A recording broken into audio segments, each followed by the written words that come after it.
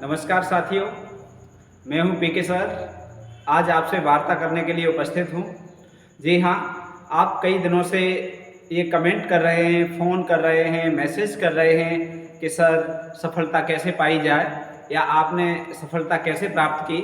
तो आज थोड़ी-सी आपसे चर्चा करने का मन है।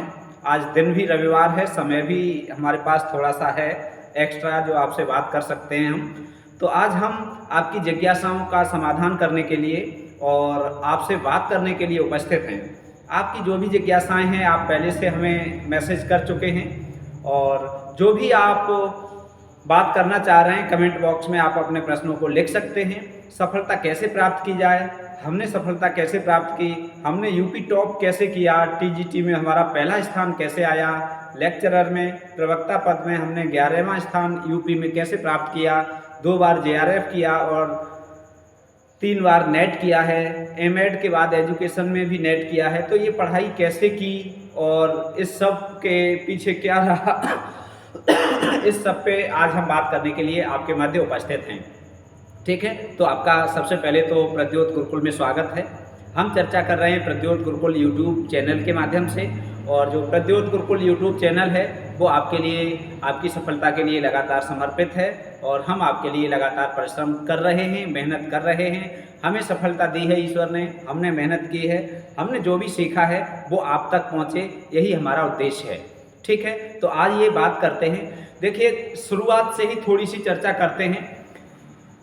प्रारंभिक शिक्षा हमने गांव में ही प्राप्त की थी।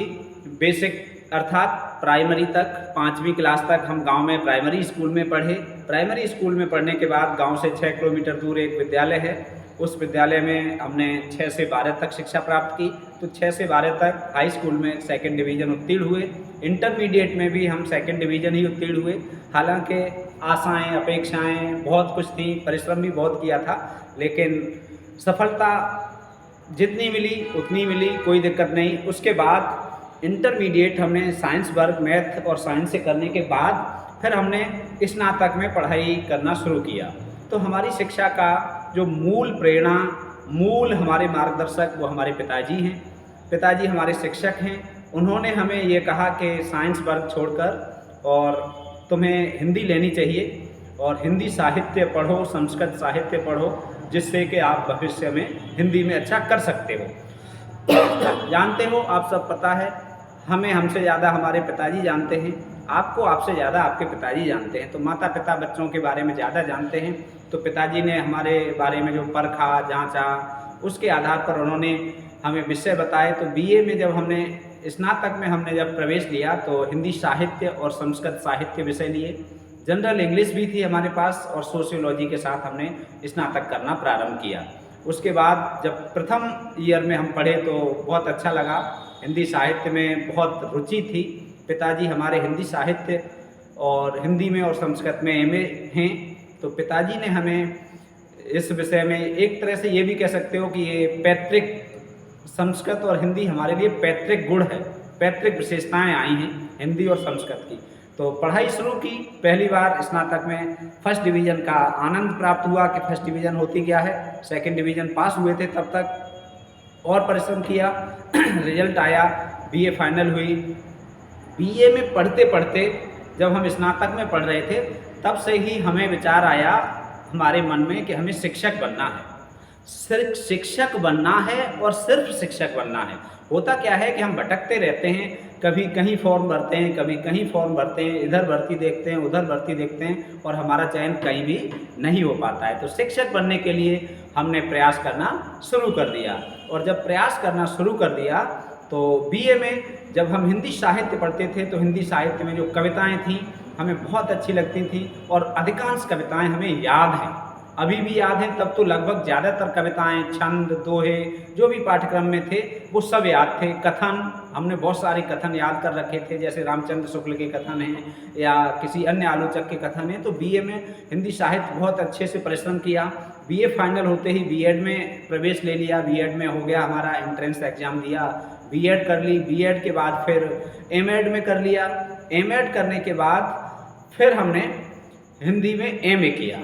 एमए हमने प्राइवेट किया, घर पे रह के ही हमने किताबों से, पुस्तकों से हमने पढ़ाई की और एमए प्राइवेट करने के बावजूद भी जिस कॉलेज से हमने एमए किया, रेगुलर वालों से भी ज़्यादा नंबर आए हमारे और हमने एमए टॉप कर दिया। हालांकि छोटी छोटी सफलताएं, तो जैसे प्राइमरी में 5वीं में भी टॉप किया था 1 से 5 तक, फिर 6, 7, 8, 9, 10, 11, 12 हर क्लास में, अपने कॉलेज में तो टॉप शुरू से ही रहे।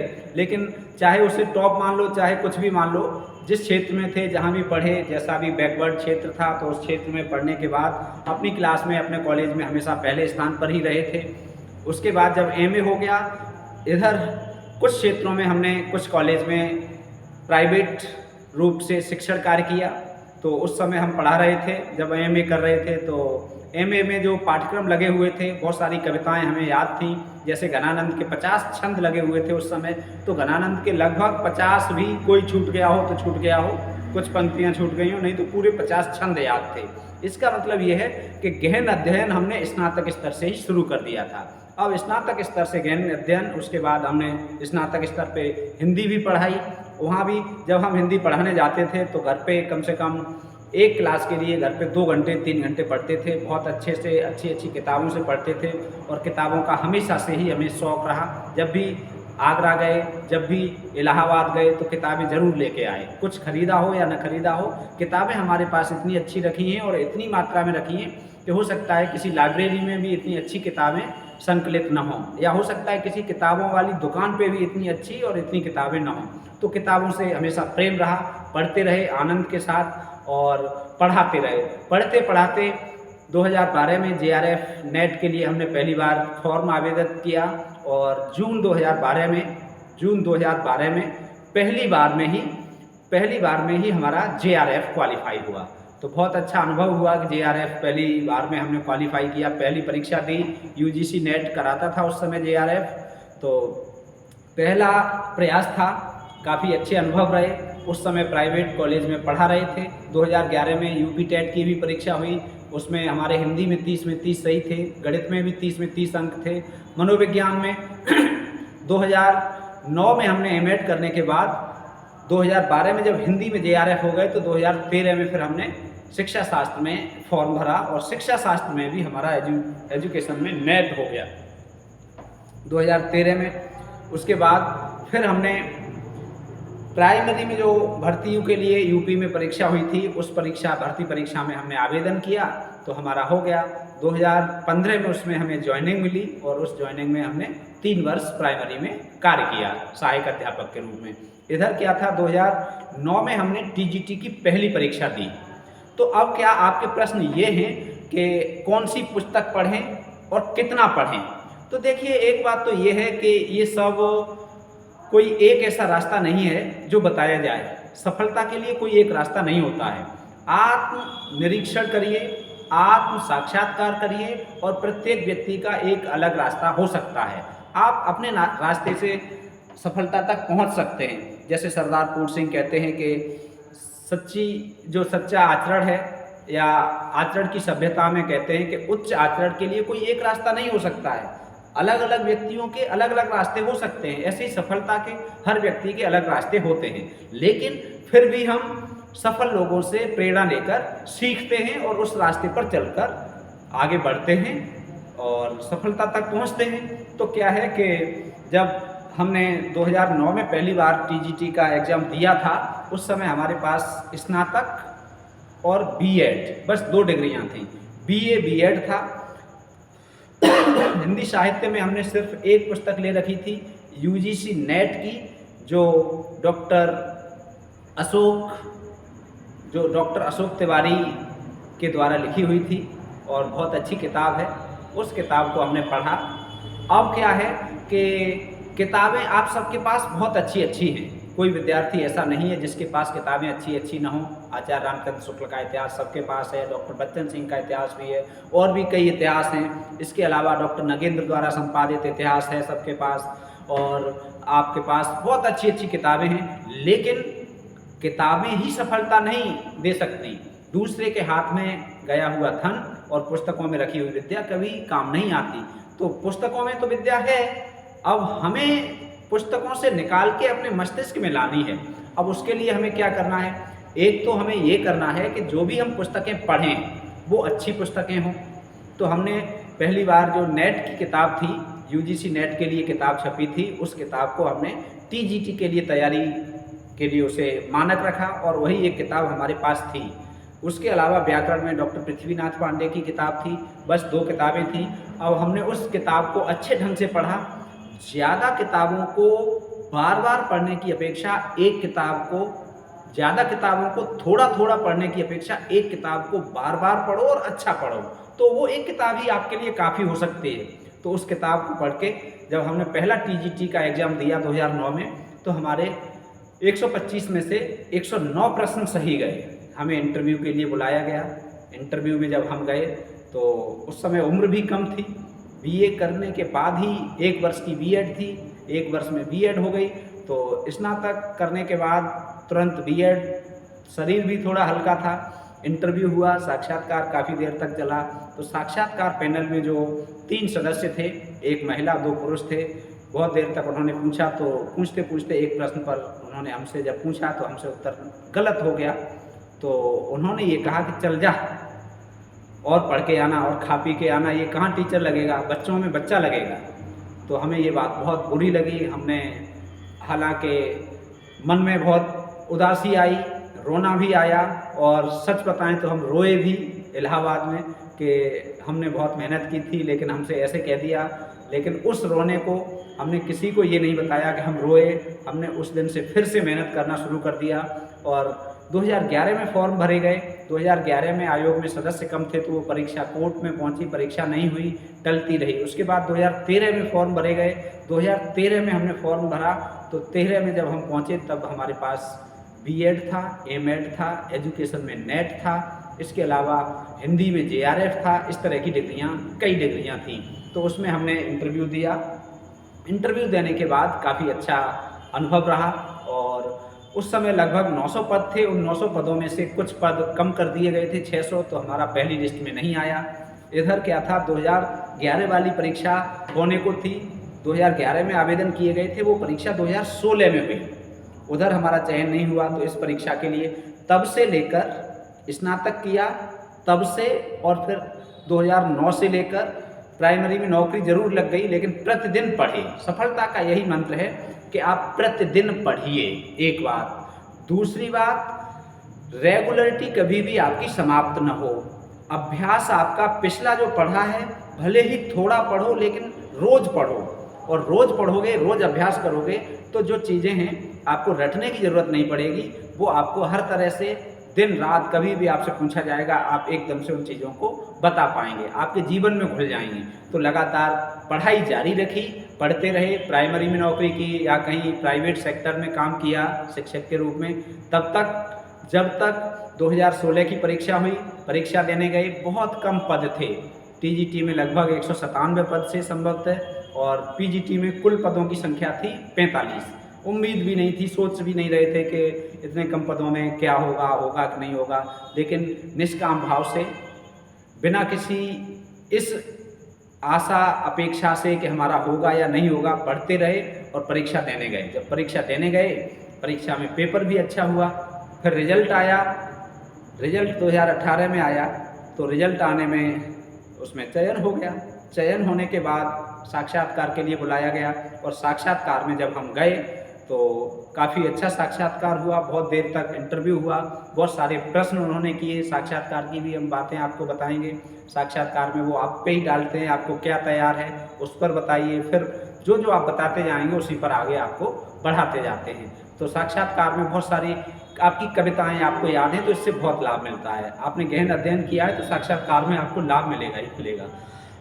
2018 की जब परीक्षा साक्षात्कार के बाद रिजल्ट आया तो विश्वास नहीं हुआ। पहले रिजल्ट आया पीजीटी का, तो पीजीटी वाली लिस्ट में हालांकि उसमें बहुत कम पद थे, 45 कुल टोटल पद थे। 19 जनरल के थे, 13 ओबीसी के थे, बाकी 12 एससी वर्ग से थे। तो 45 पद थे। उन 45 पदों में जब लिस्ट में नाम देखा तो विश्वास नहीं हुआ। बार बार देखा तो पता लगा कि हाँ हमारा ही है। रोल नंबर भी चेक किया तो बड़ा खुशी हुई। आप जान सकते हैं कि कितनी बड़ी खुशी होती है सफलता की। तो अब क्या है कि जो 2009 में असफलता मिली थी 2013 वाला रिजल्ट फिर जब हमने पीजीटी ज्वाइन कर लिया उसके बाद आ गया शेष वाला, तो उसमें भी हमारा चयन हो गया। तो इस तरह से पीजीटी की परीक्षा ज्वाइन करने के बाद हमारा टीजीटी 2013 का रिजल्ट आया और प्राइमरी में तो हमने 3 साल काम किया। अब पढ़ाई कैसे करें, तो पढ़ाई के लिए हम तो सुबह जल्दी जगते थे, हमारी आदत थी। अब आपके लिए काम करते हैं, आपके लिए मेहनत करते हैं, आपके लिए वीडियो बनाते हैं, तो कई बार 10 बज जाते हैं, 11 बज जाते हैं, 12 बज जाते हैं, उसके बाद सोना होता है। लेकिन हम कभी अपनी पढ़ाई में 12 बजे तक नहीं पढ़े। हमेशा हमारे जीवन का सोने का समय लगभग 9 बजे रहा होगा और सुबह लगभग 3-4 बजे तो जगना ही था। 3 या 4 बजे, 3:30 बजे या उससे पहले भी ज़रूरत हुई तो उससे पहले जग गए। जगने के बाद 2 या 3 घंटे पढ़ा। सुबह ब्रह्म मुहूर्त, हमारे हिसाब से ब्रह्म मुहूर्त पढ़ने का सबसे उत्तम समय है और ब्रह्म मुहूर्त में पढ़ा हुआ जल्दी याद होता है और अधिक देर तक, अधिक समय तक याद रहता है। क्या है, जो कठिन चीज़ें थी उन्हें हमेशा लिख कर याद किया। जैसे कोई आपके तार सप्तक के कवि हैं, नहीं याद हो रहे तो उन्हें लिखा, एक कॉपी ले ली, रफ कॉपी ले ली, उसे बार बार लिखा। लिखने के बाद जब तक अच्छे ढंग से तैयार नहीं हो गया तब तक उसे नहीं छोड़ा। तो क्या है कि जो चीज़ें हमें पढ़नी है, एक तो रेगुलर पढ़ना है, दूसरी बात ज़्यादा किताबों के झंझट में नहीं पढ़ना है। बहुत अच्छी बात है, कोई एक किताब, सरस्वती पांडे, गोविंद पांडे की किताब बहुत अच्छी है, पुनीत राय की भी किताब अच्छी है, ठीक है। तो इनमें से कोई एक किताब आप ले लीजिए। एक किताब को आधार बना के अपने हैंड राइटिंग में नोट्स बनाइए और लगातार लिखते रहिए। लगातार आप अपने नोट्स बनाएंगे तो परीक्षा में बहुत काम आएंगे, ठीक है। उसके बाद आपको आज जो आपने पढ़ा है वो आप कल रिवाइज जरूर करें। कहा गया है, अनभ्यासे विषम विद्या अजीर्णे भोजनम विषम, और विषम सभा दरिद्रस्य भोजन, विषम सभा दरिद्रस्य वृद्धस्य तरुणी विषम। अनभ्यासे विषम विद्या, बिना अभ्यास के विद्या विष के समान हो जाती है, जहर हो जाती है।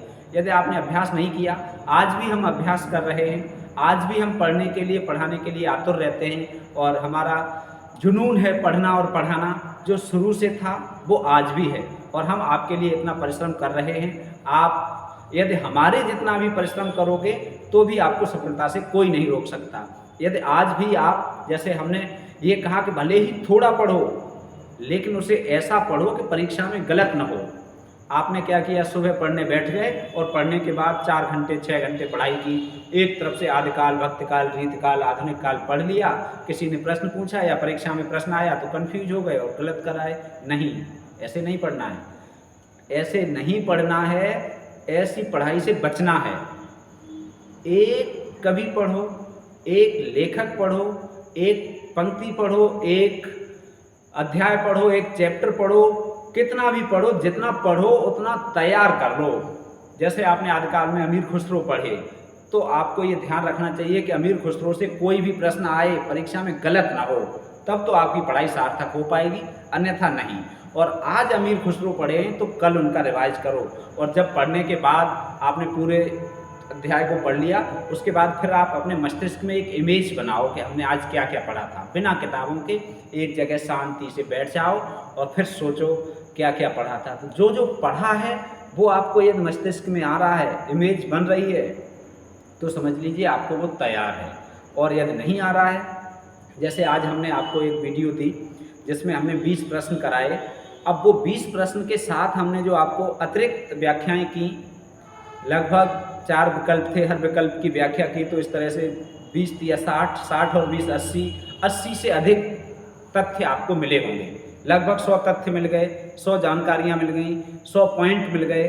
तो वो 100 पॉइंट आप आज पढ़ लीजिए और फिर शाम को जब सो या शाम को जब फ्री हो तब उन 100 तथ्यों को एक बार मुख्य कौन सी रचना किनकी थी, किस विधा की थी, कब प्रकाशित हुई, एक बार आप इमेज बनाओगे। फिर आपके मस्तिष्क में यदि आ रहा है तो समझ लो आपको तैयार है, और नहीं आ रहा है तो आपको तैयार नहीं है, ठीक है। तो क्या है कि इस तरह से आपको पढ़ना है, ज़्यादा किताबों के चक्कर में नहीं पढ़ना है। एक किताब को आधार बना रहो और उस पर, जैसे आपने अमीर खुसरो पढ़े तो आपकी एक किताब के अलावा दूसरी किताब है, उससे जो अतिरिक्त चीज़ें मिलें अपने नोट्स पर लिख लीजिए।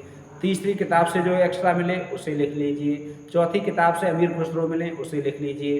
5वीं किताब में अमीर खुसरो, एक टॉपिक 5 किताबें हैं तो 5 से लेके अपने एक नोट्स पर चढ़ा लीजिए। अमीर खुसरो से कुछ बचेगा ही नहीं, इतना आप पढ़ लोगे। ऐसे ही प्रत्येक टॉपिक पर आप करिए, प्रत्येक टॉपिक को आप जैसे आदिकाल पढ़ रहे हैं, एक किताब पढ़ लीजिए, एक किताब में नोट्स बना लिए, फिर दूसरी किताब पढ़ो, उसमें जो एक्स्ट्रा मिले वो उसमें लिख लो, तीसरा है फिर उसे, तो इस तरह से आपके पास एक बृहद संकलन होगा और बहुत अच्छा होगा और वो आपको सफलता तक पहुंचाएगा, आपको कोई नहीं रोक सकता। तो ये सारी चीज़ें हैं। और कब पढ़ना है ये व्यक्तिगत हो सकता है, किसी को शाम को पढ़ने में अच्छा लगता हो 10 बजे तक, 11 बजे तक, 12, 1, 2 बजे तक, हो सकता है किसी को सुबह पढ़ने में अच्छा लगता हो सकता है आपको दिन में पढ़ने में अच्छा लगता है। पढ़ो तभी जब आपका मस्तिष्क और मन और शरीर तीनों आपको पढ़ने की अनुमति दे रहे हो। ऐसा ना हो कि नींद आ रही है फिर भी आप बैठे हैं, ऐसा ना हो कि आपका मस्तिष्क काम नहीं कर रहा है, आप टेंशन में हैं किसी भी, या आपका शरीर काम नहीं कर रहा है फिर भी आप पढ़ने को बैठे हैं, तो आपकी समझ में कुछ नहीं आएगा और आप कुछ भी न सीख पाएंगे न कुछ कर पाएंगे। तो अपने शरीर के स्वास्थ्य पर ध्यान रखो, स्वस्थ रह के मस्तिष्क के स्वास्थ्य पर भी ध्यान रखो, ठीक है। और जो चीज़ें पढ़ाई में बाधा हैं उनसे थोड़ी दूरी बना के रखो। जैसे कुछ लोग नकारात्मक सोच के होते हैं, तो ध्यान रखें, विश्वास बहुत बड़ी चीज़ होती है। हमने पहले भी क्लास में कहा था कि विश्वास आप खुद पर करना सीखो, गुरु पर करना सीखो और उस आत्मा परमात्मा पर करना सीखो जो शक्ति आपको संचालित कर रही है, ठीक है। तो क्या है, आप अपने ऊपर विश्वास रखिए कि हमें सफलता मिलेगी। पड़ोसी आपको भटकाएंगे, मित्र आपको हो सकता है कुछ भटका भी सकते हैं, कुछ अच्छे रास्ते पर भी ले जा सकते हैं, लेकिन आप अपने अपने विवेक से सोचिए कि हमें क्या करना है और कैसे करना है। आपको पढ़ना है, ज़्यादा दिखावा नहीं करना है, शांत। दिखावा क्या, जब आप सफल होंगे तो चारों तरफ क्षेत्र में और समाज में ढिढोरा अपने आप पिट जाएगा कि आपको ज्वाइनिंग लेटर मिल गया, आपको सफलता मिल गई। बस इसी में विश्वास रखो। हमने कभी दिखावा नहीं किया कि हम पढ़ रहे हैं। लोगों ने तरह तरह की बातें की कि अरे अब इन्हें सफलता नहीं मिलेगी, कहीं सफलता नहीं रखी है, कहीं नौकरी नहीं रखी है। कहने वाले तो आपके लिए भी कहेंगे, हमारे लिए भी कहेंगे, कहने वाले तो कहते ही रहते हैं और उन कहने वालों पर ध्यान दोगे तो फिर कहीं के नहीं रहोगे। कहने वालों को कहने दो, आप अपना काम करिए, प्रतिदिन पढ़िए, भले ही थोड़ा पढ़ो, अच्छी किताब से पढ़िए जिसमें गलतियाँ कम हों, अच्छे शिक्षक से पढ़िए, ठीक है। जब हम तैयारी कर रहे थे उस समय ऑनलाइन प्लेटफॉर्म नहीं था। हम आपको स्पष्ट कर दें, हमने पूरी पढ़ाई अपने गांव में रह के की है। हमने किसी भी कोचिंग संस्थान में हमने कहीं भी कोचिंग प्राप्त नहीं की, शिक्षा किसी भी कोचिंग संस्थान से नहीं प्राप्त की। घर पे रह के स्वाध्याय से ही हमने सारी पढ़ाई की है, स्वाध्याय से ही इतनी परीक्षाएं दी हैं। 2017 में नेट JRF हुआ, 18 में हुआ, जब फॉर्म भरा, जितने बार फॉर्म भरा, नेट JRF जिस विषय में भी भरा। MA संस्कृत हमने अभी की है पिछले वर्ष 2021 में, तो हमारा उसमें 98.2% अंक आए। ऑब्जेक्टिव परीक्षा हुई तो 100 में से 100, 4 पेपर ऐसे थे, 5 पेपर जिनमें 100 में से 100 अंक आए। तो क्या है कि हम कोई भी विषय पढ़ रहे हैं, हम संस्कृत पढ़ रहे हैं, हम एजुकेशन पढ़ रहे हैं, हम साइकोलॉजी पढ़ रहे हैं, हम हिंदी पढ़ रहे हैं, पूरी लगन के साथ पढ़िए। या तो पढ़िए ही मत, या पढ़ रहे हो तो पूरी लगन से, खाना पूर्ति नहीं करनी है, दिखावा नहीं करना है। और यदि आप पूरी लगन के साथ पढ़ रहे हैं तो परमात्मा आपकी मदद ज़रूर करेगा और करता है, और परमात्मा आपकी मदद करेगा तो आप सफलता तक ज़रूर पहुंचेंगे। अब किताबें कौन कौन सी पढ़नी हैं? किताबें देखिए, हमारे हिसाब से पिछले 2021 की परीक्षा को यदि छोड़ दिया जाए, यूपी की हम बात करें, तो उस पेपर में कुछ अलग तरह के कुछ प्रश्न आए थे। बाकी आपका सरस्वती पांडे, गोविंद पांडे की किताब बहुत अच्छी है, आप पढ़ सकते हैं उसे। पुनीत राय की किताब बहुत अच्छी है, आप उसे भी पढ़ सकते हैं, ठीक है। आपको हमने डॉक्टर अशोक तिवारी की किताब बताई है, वो भी बहुत अच्छी है UGC नेट के लिए। पुराने प्रश्न पत्र आप अवश्य पढ़िए, TGT और PGT के जो पुराने प्रश्न पत्र हैं उन्हें तो बहुत अच्छे ढंग से पढ़िए।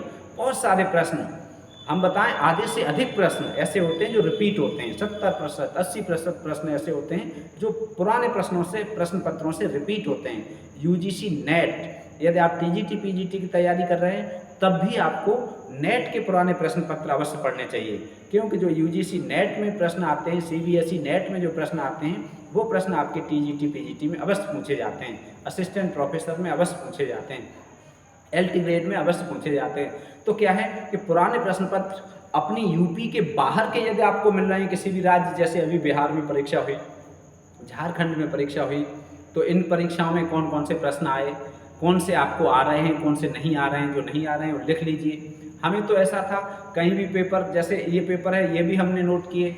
हम तो जैसे दैनिक जागरण में एक सोमवार के दिन एक आता था साहित्य से संबंधित लेख या विशेषांक आता था, एक पेज आता था, उसे हमने संकलित करके रखा था।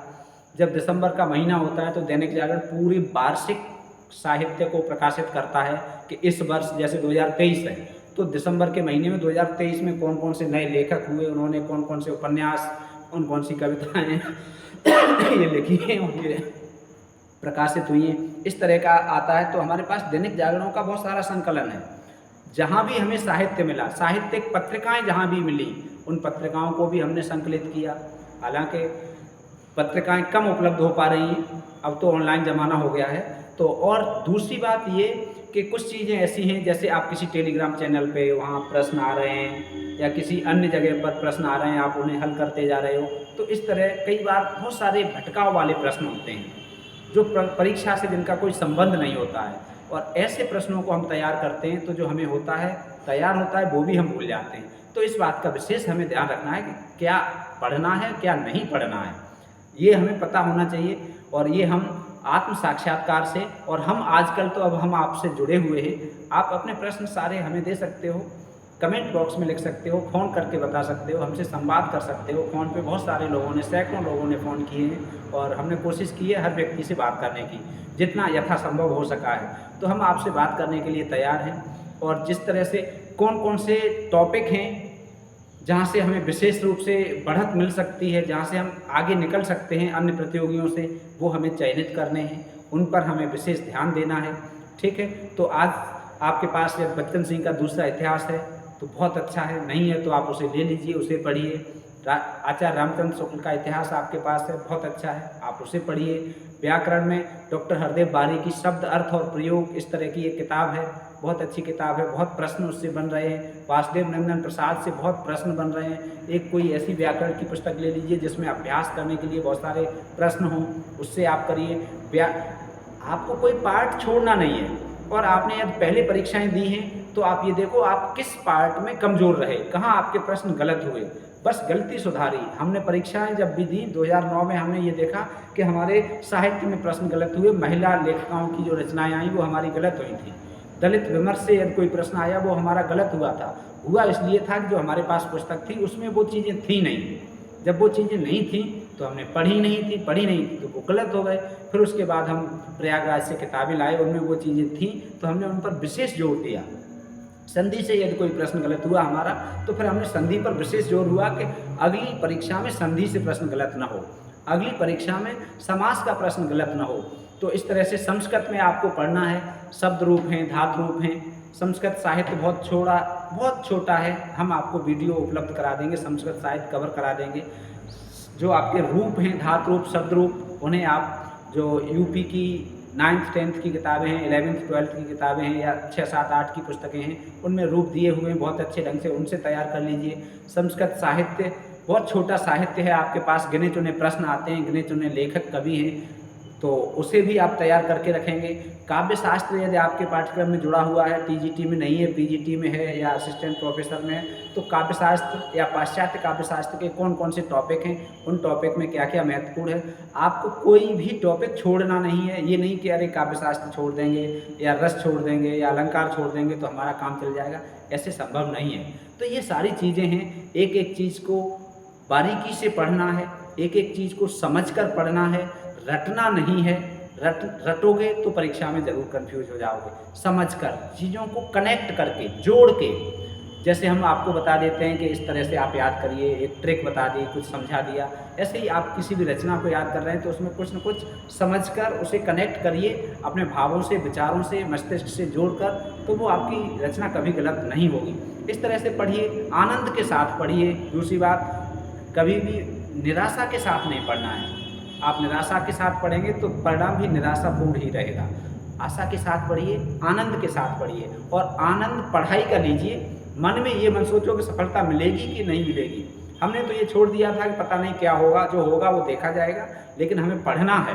बस जब हमारा उद्देश्य पढ़ना होगा, जब हमारा उद्देश्य सीखना होगा, जब हमारा उद्देश्य जानना होगा अधिक से अधिक, तो हम इतना जान लेंगे एक दिन कि पेपर तो जैसे ही पेपर मिलेगा आप बताते चले जाएंगे कौन सा प्रश्न सही है, कौन सा गलत है।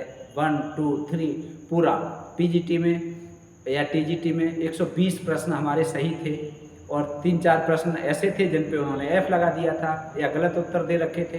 यदि सही उत्तर दे रखे होते तो हो सकता है पूरे 125 भी सही हो सकते थे। तो क्या है कि कई बार ऐसे भी हमें नुकसान झेलना पड़ता है गलत प्रश्नों के साथ, तो वो तो बाद की चीज़ें हैं। लेकिन हमारा पूरा फोकस, अब आपकी परीक्षा आयोग गठित हो गया है लेकिन अभी सदस्य नहीं बने हैं। यूपी टीजीटी पीजीटी की बात करें तो आपकी परीक्षाएं जल्दी हो सकती हैं। आप कभी भी ये मत सोचो कि मैं बहुत योग्य हूँ। यदि आपके अंदर ये विचार आ गया कि मैं बहुत होशियार हूँ, मैं तो बहुत योग्य हूँ, अब मैं ये क्या देखूँ, मैंने 10 प्रश्न कराए तो 10 को करो ना, 10 की व्याख्या सहित आपके पास 30-40 तथ्य मिल जाएंगे। यदि 20 कराए तो 20 को तैयार करो ना, 20 तैयार कर लोगे तो उससे आप 30-40 मिनट 30-40 प्रश्न 50 प्रश्न 60 प्रश्न एक दिन में तैयार कर रहे हैं, 100 प्रश्न कर रहे हैं, तो आपको कोई रोकने वाला नहीं है। तो आप लगातार पढ़ना है, अच्छे से पढ़ना है, आनंद के साथ पढ़ना है, पढ़ाई का आनंद लेना है और पढ़ाई में कभी नीरसता नहीं आनी चाहिए। कितना पढ़ना है इस पर भी हम आपको बता दें। जैसे आप ये कह रहे हैं कि 6 घंटे पढ़ें कि 8 घंटे पढ़ें कि 10 घंटे पढ़ें, कितने घंटे आपने पढ़ाई की, तो हमने कभी घंटे गिन के पढ़ाई नहीं की।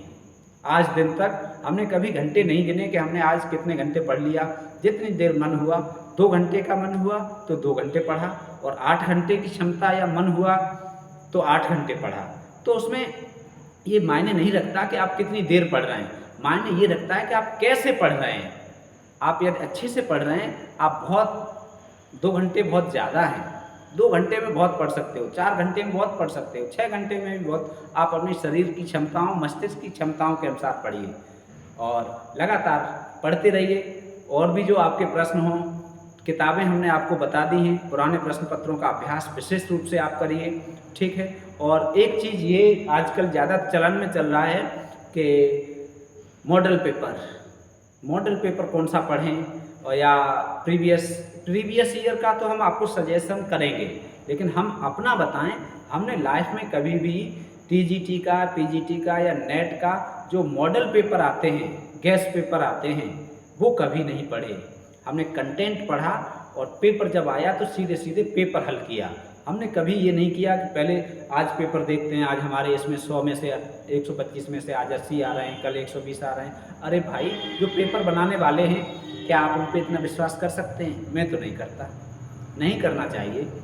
हो सकता है वो आपसे कम जानते हो।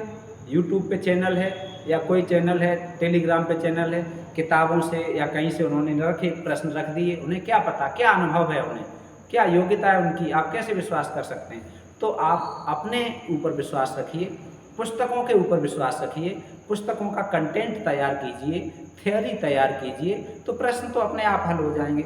हमें मालूम है रामचंद्र शुक्ल का जन्म कहाँ हुआ, अब जब प्रश्न में आएगा तभी हम याद कर पाएंगे क्या?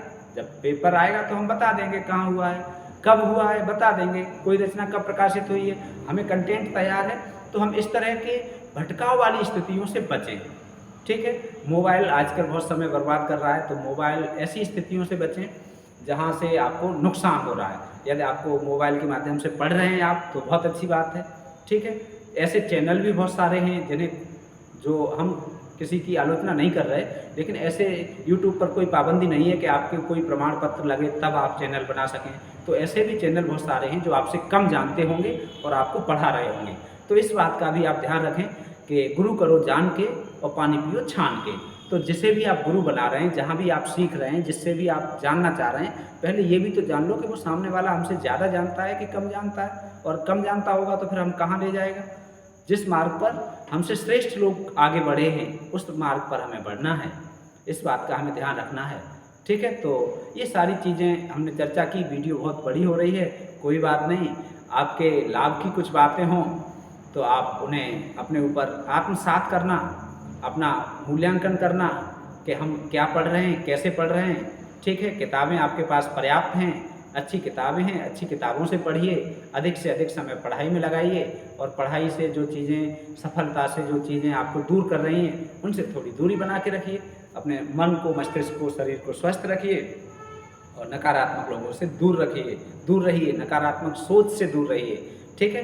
सकारात्मक सोच रखिए, अच्छे शिक्षकों से पढ़िए, समय पढ़ाई में ज़्यादा दीजिए और कोशिश हो जो चीज़ें आपको कम आ रही हैं उन्हें लिख कर अवश्य पढ़ें। लिखने के लिए आप नोट्स ले लें अच्छे से, जो आपको फिर भी काम आते रहेंगे। तो लिख कर पढ़ना बहुत अच्छा होता है। हमने तो अधिकांश चीज़ें लिख कर याद की। जैसे श्लोक हम बीए में पढ़ रहे तो हितोपदेश था, और हितोपदेश जो लगा हुआ था पाठ्यक्रम में, हमने पूरा हितोपदेश के श्लोक याद कर लिए थे। अभी भी हमें हितोपदेश के 10, 20, 50 श्लोक तो याद होंगे संस्कृत वाले। तो क्या है कि ऐसे पढ़ो, और जहाँ लिख लिख के पढ़े थे, किताबें भरी, कापियाँ भरी रखी हैं, इतना लिख लिख के तैयार करके याद करके, तो क्या है कि बस आनंद, हमें यहाँ आनंद आ रहा है, हमें कविता अच्छी लग रही है। उर्वशी के बहुत सारे छंद हमें याद हैं, आपके घनानंद के बहुत सारे छंद याद हैं, केशव दास के याद हैं, दोहे याद हैं। तो क्या है, इस तरह से पढ़ो, आनंद आए। और साहित्य जैसा विषय तो इतना आनंददायक है कि पढ़ाई शुरू कर दो तो बंद करने का मन ही नहीं होता। ये लगता है और पढ़ लें और पढ़ लें और पढ़ लें। बस जिस दिन आपके अंदर ये आ गया कि और पढ़ लें और पढ़ लें और पढ़ लें, सफलता आपसे कहीं दूर नहीं होगी, आपके कदमों में होगी। ठीक है, तो बस चार पंक्तियों से अपनी बात को विराम करता हूँ। कैलाश झुकाएगा माथा, कैलाश झुकाएगा माथा, कदम बढ़ाकर तो देखो, और अपनी ढुलमुल आशा को विश्वास दिलाकर तो देखो। जय हिंदी, हिंदी से प्रेम करिए। जय हिंदी, जय भारत।